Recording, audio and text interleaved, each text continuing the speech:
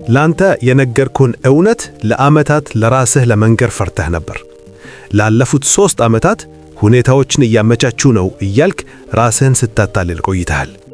ነገር ግን የባንክ ሂሳብን ስታይና ያለፈውን ማክሰኞ እንዴት በከንቱ እንዳሳለፍከው ስታስብ እውነቱ ከዚያ በጣም የራቀና አስቀያሚ እንደሆነ ታውቃለህ። ምንም ነገር እያመቻቸህ አይደለም።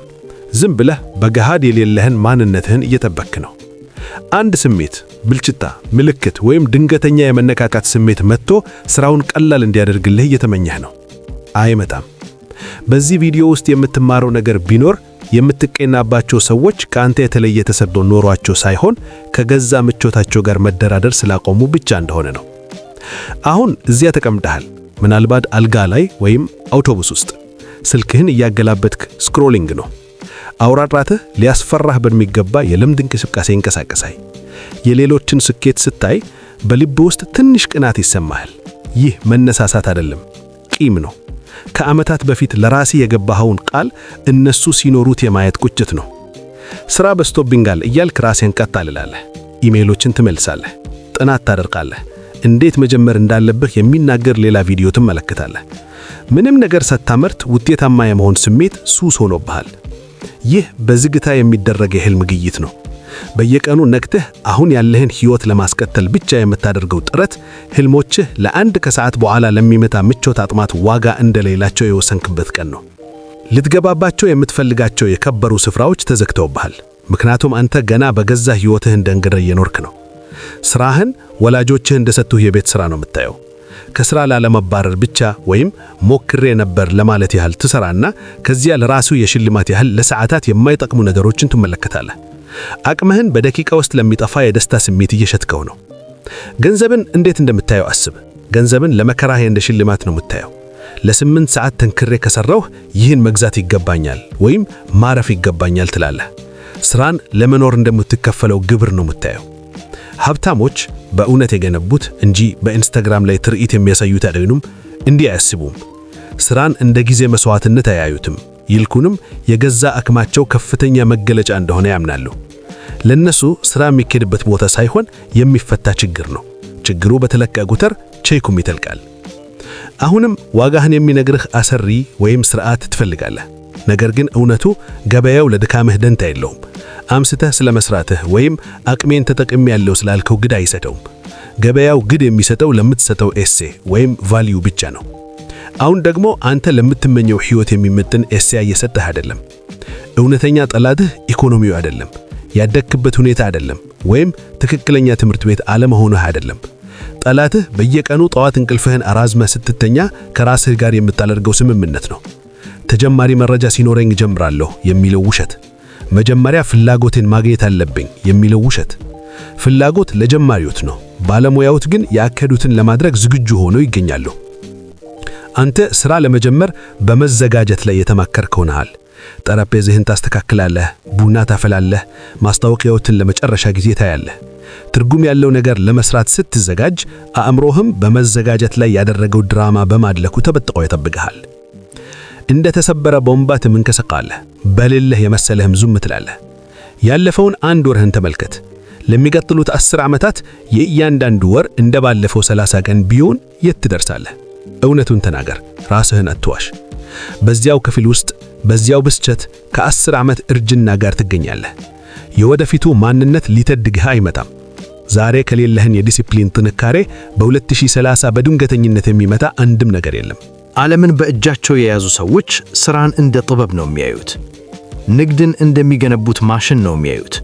አንተስ እንደ እስር ቤት ታየዋለህ። ነፃ ሊያወጣህ ከሚችለው ነገር ለማምለጥ ትሞክራለህ። የሀብትን ነፃነት ትፈልጋለህ፣ ግን የሚጠይቀውን የኃላፊነት ክብደት አትፈልግም። ሀብት ማለት ብዙ ነገር መያዝ ይመስልሃል?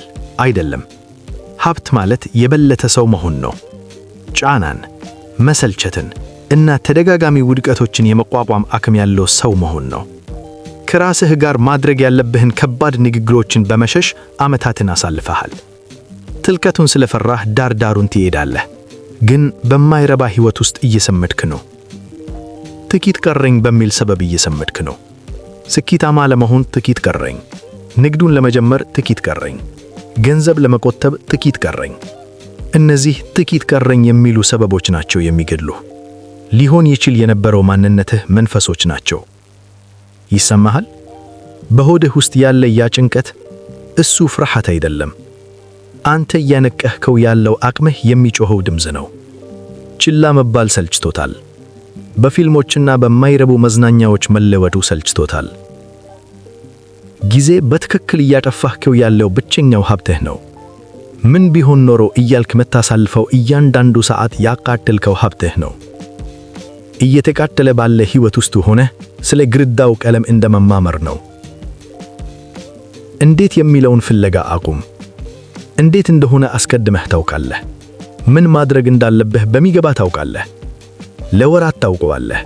ነገር ግን ስለሚጎዳ፣ ስለሚሰለችና ብቸኛ ስለሚያደርግ ብቻ ማድረግ አልፈለግክም። ሀብታሞች ሥራን እንደ መቆጣጠሪያ መሳሪያ ሌቨሬጅ ነው የሚያዩት። ተራራን ለማንሸካሸግ አእምሮአቸውን ይጠቀማሉ። አንተ ግን ማሽኑን እንዴት እንደምትጠቀም ስለፈራህ አሁንም መሬቱን በጥፍርህ እየቆፈርክና በቃ ተራ ሰራተኛ አስተሳሰብ ውስጥ ተዘፍከህ በላብህ ብቻ የሚከየር ይመስልሃል።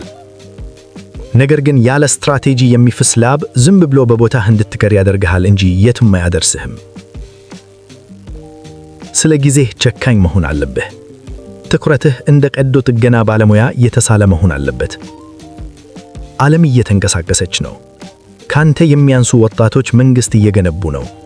አንተ ግን የትኛው ሥራ የተሻለ እንደሆነ እያወራህ ነው። ገበያው እየተለወጠ ነው።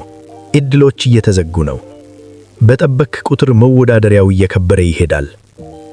ጊዜ አለህ ይመስልሃል፣ ግን የለህም። ሰዓቱ ወደ ኋላ ብቻ በሚቆጥርበት ጨዋታ ውስጥ ነህ። ተጨማሪ ሰዓት የለም። እንደገና መጀመሪያ የምትመለስበት ቁልፍ የለም። ጸጥታ ሲመለስ፣ ስልክህን አጥፍተህ ስክሪኑ ሲጠቁር ከማንነትህ እውነታ ጋር ብቻህን ትቀራለህ። ያ ማንነትህ ካላስፈራህ ሁኔታውን በሚገባ አልተረዳኸውም ማለት ነው።